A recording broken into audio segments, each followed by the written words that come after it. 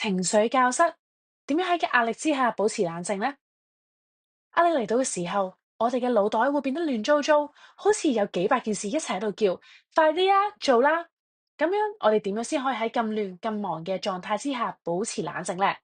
第一，試下暫停1分鐘嘅魔法，停低你嘅動作，深呼吸，慢慢數1、2、3，然後問自己：我而家最重要要做啲咩呢？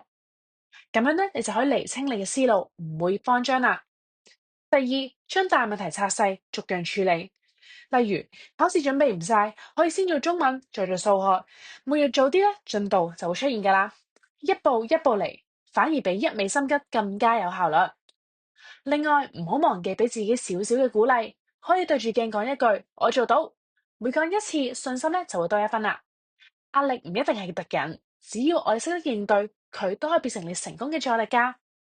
想聽更多故事，可以致電277899，按2，又或者 YouTube 搜尋小書翁電台 Podcast 頻道重溫。拜拜。